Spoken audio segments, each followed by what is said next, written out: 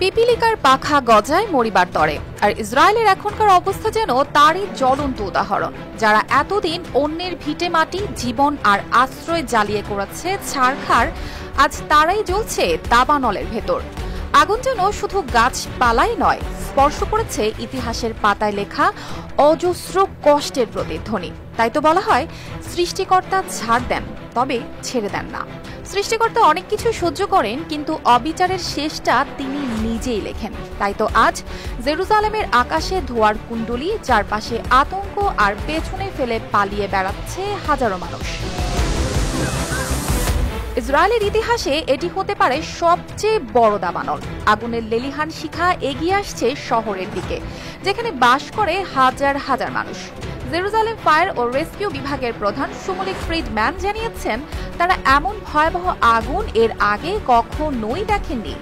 কিভাবে শুরু হয়েছে তা এখনো পরিষ্কার নয়। আগুন কিছু সময়ের জন্য থমকে গিয়েছিল ঠিকই, কিন্তু হাওয়া ঘুরে গেছে, আগুন জ্বলে উঠছে আবার দাউ দাউ করে। এই বিপদের মুখে জাতীয় ফায়ার অ্যান্ড রেস্কিউ কর্তৃপক্ষ সরাসরি সর্বোচ্চ সতর্কতা জারি করেছে। সেনাবাহিনী, ফায়ার সার্ভিস ও পুলিশ মিলে আগুন ছড়ানোর ঠেকাতে রাত দিন কাজ করছে। পুরো জেরুজালেমের এলাদ নামের একটি এলাকায় বসবাসকারীদের সরিয়ে নেওয়া হয়েছে। সব মশার বিরুদ্ধে সুরক্ষা দিতে এলো বসুন্ধরা এক্সট্রিম অ্যারোসল, মশার বিরুদ্ধে এক্সট্রিম সুরক্ষা। ধোঁয়ার কারণে অসুস্থ হয়ে অন্তত 12 জনকে হাসপাতালে ভর্তি করা হয়েছে, যাদের মধ্যে ছিলেন 2 জন নারী। তাদের নেওয়া হয়েছে কপলান ও স্বামীর আশরাফ হারফে হাসপাতালগুলোতে বলে জানিয়েছে জরুরি চিকিৎসা সেবা সংস্থা মাগেন ডেভিড আদম।